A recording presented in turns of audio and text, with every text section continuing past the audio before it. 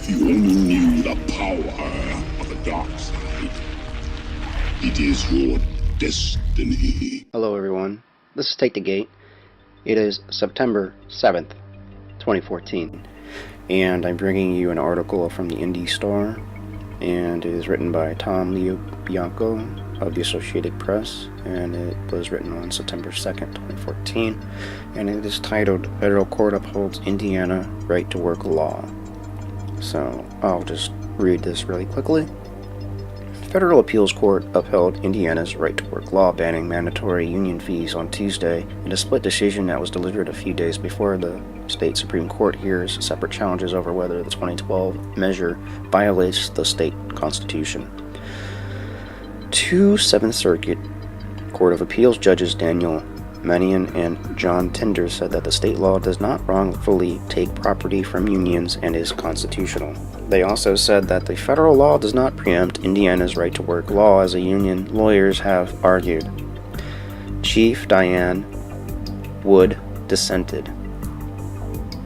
She's the Chief Justice, and she writes that the federal labor law does not support such sweeping force for Indiana's right to work law, and arguing that the fellow judges on the three-judge panel did not completely understand the universe of the national labor law.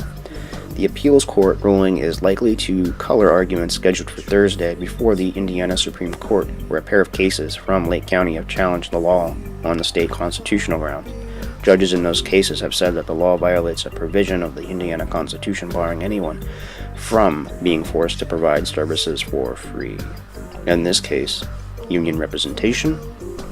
Indiana became the first Rust Belt state to approve right-to-work law in 2012, followed by Michigan. Indiana's legislative fight drew thousands of union protesters to the State House in 2011, 2012, and it was one of Indiana's most divisive and drawn-out debates. And I expect after the election in November, this is going to come back and revisit here in Ohio, because if they can kill Ohio, they can, like they killed Wisconsin, Scott Walker, they can kill the rest of the country.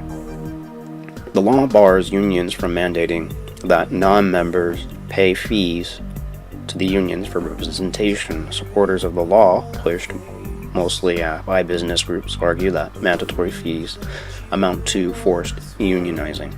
But Democrats and other labor unions said that the law creates freeloader dynamic because workers can gain the benefits of union without having to pay for membership. Attorney General Greg Zoller, who is defending the state in both federal and state challenges to the law, hailed the ruling. I'm sure he would. Corporate lawyer.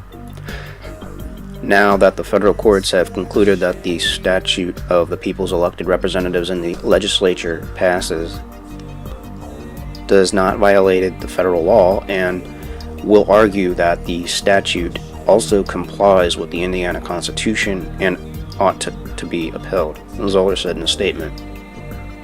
Union leaders are deciding whether they will appeal the federal ruling, according to Ed Mayer, spokesman for the International Union of Operating Engineers, which brought the federal suit and filed one of the state-level challenges. He noted that in no way affects the optimism heading into Tuesday's oral arguments of the state lawsuit. Joel Schum, a constitutional scholar at the University of Robert H. McKinney School of Law, noted that the justices on the state's high court may be aware of the federal ruling, but it probably won't have much impact.